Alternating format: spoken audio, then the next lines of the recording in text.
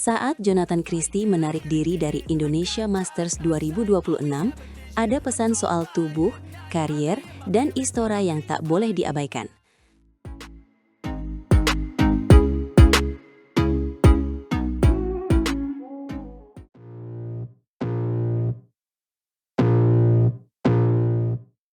Malam ini, jagat bulu tangkis heboh. Jonathan Christie resmi mundur dari Indonesia Masters 2026. Padahal, semua menanti aksinya. Betul, banyak yang terkejut. Tetapi ia menegaskan kondisinya baik. Hanya memilih jeda agar tubuh tidak menanggung resiko cedera setelah awal musim yang padat. Ada nuansa dewasa di keputusan ini.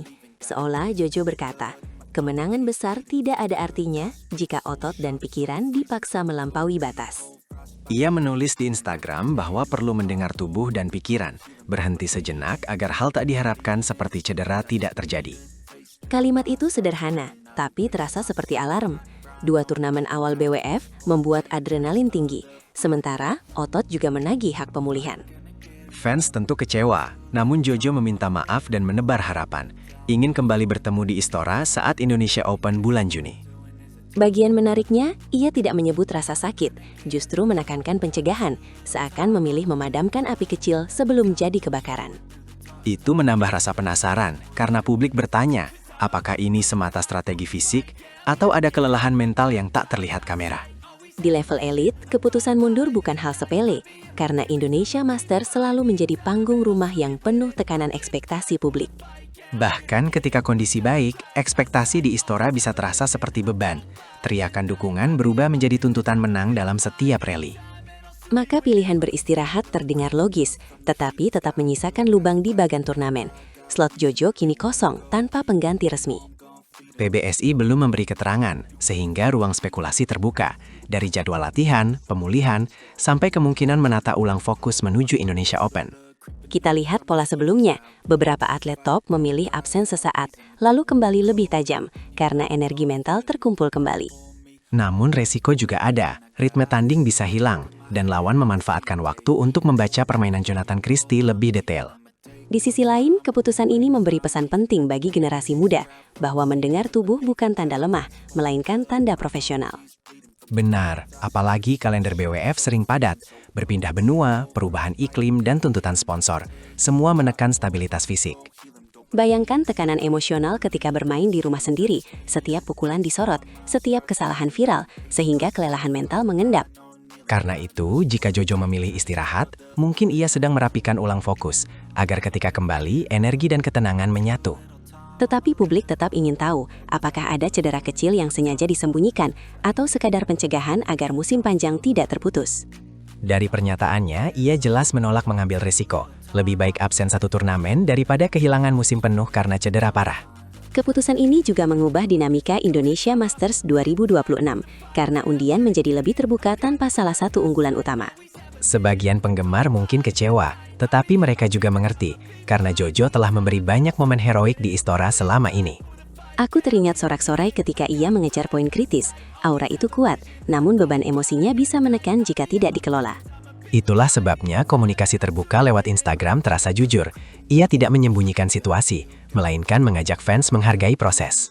Jika benar ia kembali di Indonesia Open bulan Juni, maka jeda ini seperti tabungan energi, memperbaiki detail kaki dan ketahanan mental. Jeda juga memungkinkan evaluasi teknik, memperhalus kontrol net, menguatkan variasi serangan, sehingga kembalinya bisa terasa lebih komplit.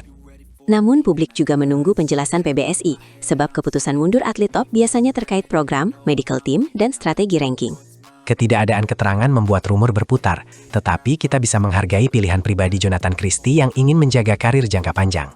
Selain itu, pengunduran ini mengubah sorotan media, dari prediksi juara menjadi diskusi tentang kesehatan atlet yang sering terlupakan. Ada pelajaran tentang periodisasi, kapan menambah beban latihan, kapan mengurangi, agar performa puncak jatuh pada momen besar. Sebagian analis menilai keputusan ini bisa menjaga ranking, karena cedera parah justru membuat poin menguap sepanjang musim. Fans ingin kejelasan, tetapi juga ingin melihat Jojo tersenyum di lapangan, bukan memaksakan diri demi jadwal yang kejam.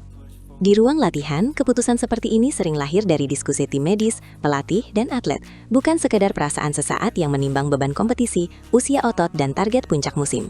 Dengan komunikasi yang tenang, ia menggeser wacana dari ego ke tanggung jawab, menegaskan bahwa karir panjang lebih berharga. Dengan jadwal padat, satu langkah mundur kadang justru langkah maju, karena tubuh yang sehat memberi peluang bertarung lebih lama. Jadi, drama ini bukan tentang menyerah, melainkan tentang kontrol, tentang berani berkata cukup sebelum garis cedera memutus cerita.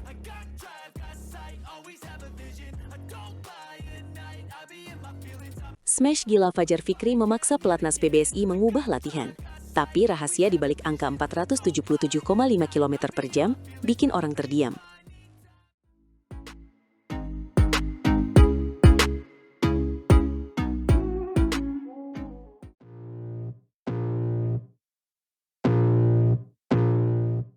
Kita buka dari pelatnas PBSI Cipayung.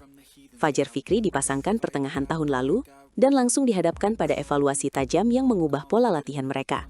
Pasangan ini unik karena keduanya dikenal pemain depan, jadi pola serangan kerap terbaca.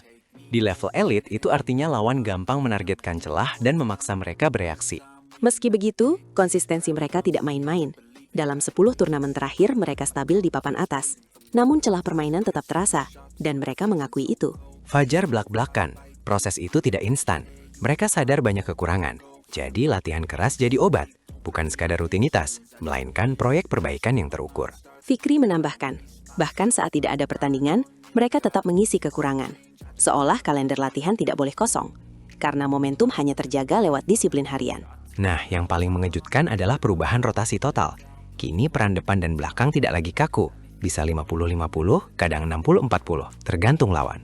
Fajar mengaku, dulu ia sering di depan 70-80% karena partner lama dominan di belakang. Tetapi sekarang tanggung jawab dibagi lebih rata.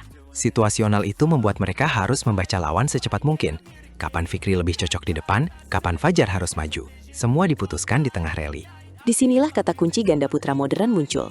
Tidak ada spesialis murni. Semua harus mampu menyerang dari belakang dan meredam serangan dari depan. Kemampuan itu makin penting setelah BWF merilis daftar smash tercepat di Malaysia Open 2026. Dan Fajar duduk di peringkat 2. Catatannya membuat orang geleng kepala, 477,5 km per jam. Dan Fajar sendiri tertawa, menyebutnya unbelievable. Angka itu terdengar seperti legenda, tetapi di lapangan justru menjadi alarm. Karena jika smash secepat itu bisa diciptakan, maka pertahanan harus naik level. Para pelatih di pelatnas PBSI menuntut mereka menutup celah servis pendek. Karena sebagai pemain depan mereka pernah terlalu nyaman mengontrol net dan lupa transisi. Latihan kini tidak hanya repetisi smash, tetapi juga drill pertahanan beruntun. Agar ketika lawan mengganti ritme, mereka bisa bertahan 2 atau 3 pukulan sebelum balik menyerang. Yang menarik, mereka menyiapkan variasi smash silang dan lurus, supaya pola tidak mudah dibaca. Sebab lawan elit membaca kebiasaan sekecil apapun. Konsistensi 10 turnamen tadi memberi data penting. Kapan performa menurun, kapan mereka terlalu cepat habis tenaga, sehingga latihan fisik diperketat tanpa mengorbankan akurasi. Mereka juga melatih rotasi saat rally panjang. Ketika satu pemain tertinggal di belakang, yang lain harus segera menutup depan, bukan menunggu aba-aba. Semua itu menjelaskan mengapa smash 477,5 km per jam bukan hanya angka, melainkan target untuk diulang, bukan sekali saja. Itulah mengapa latihan smash mereka digenjot, terutama karena keduanya lama berperan sebagai pemain depan.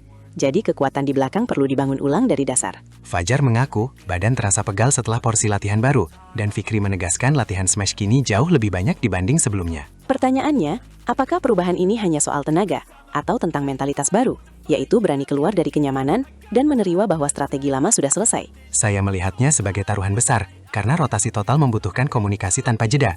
Satu langkah terlambat saja bisa membuat pola serangan terbaca lagi. Namun justru di situ letak kejutan. Ketika pola lama terbaca, mereka tidak panik.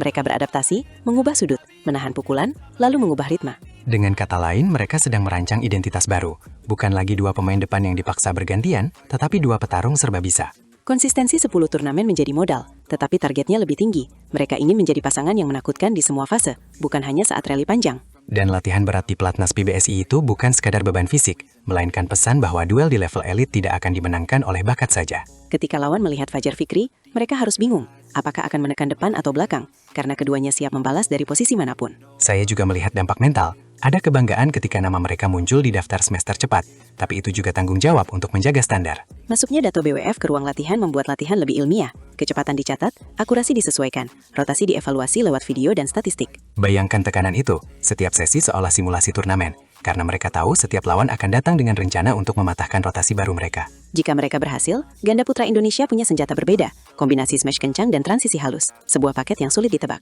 Jadi ketika orang bertanya mengapa latihan makin berat, jawabannya jelas, karena di balik smash 477,5 itu ada pekerjaan rumah yang lebih besar. Dan bila rotasi ini matang, setiap rally akan terasa seperti teka-teki. Lawan tidak tahu kapan smash datang dan kapan pertahanan menutup rapat.